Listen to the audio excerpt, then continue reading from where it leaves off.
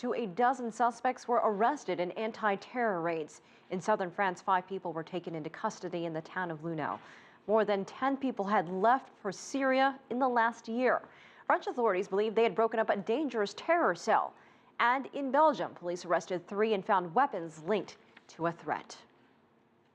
Ukraine is getting a big injection of money from the European Union to help avoid an economic collapse. EU finance ministers have wrapped up a 2-day meeting in Brussels. They also introduced tough new laws to cut off funding to terrorists. CCTV's Barton has more. Having sent a clear message to Athens that it will have to stick to the austerity rules agreed to by the former government, EU finance ministers on Tuesday turned to issues ranging from the crisis in Ukraine to the growing threat of terror in Europe. They agreed to a proposal by France, which wants to choke off all funding avenues for terrorists.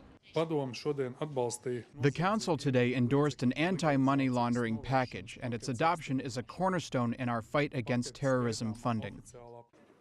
In the wake of renewed fighting in Ukraine, the ministers also discussed the possibility of new sanctions against Russia. Ministers agreed to loan Ukraine the equivalent of $2 billion to save it from bankruptcy, and said further aid could be forthcoming. Then it was down to business, with efforts to revive the bloc's economy. The economic recovery in Europe is still fragile, slow and uneven. An agreement was reached allowing countries that successfully implement tough reforms more flexibility in meeting targets set by Brussels. Under EU rules, Eurozone countries must keep their annual deficit levels below 3% of GDP and their overall debt below 60%. Rules that most euro area countries, including Germany, have broken.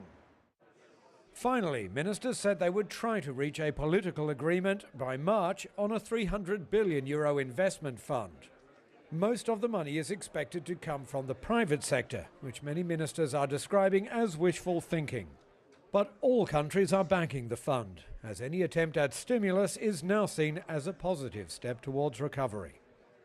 Barton, CCTV, Brussels.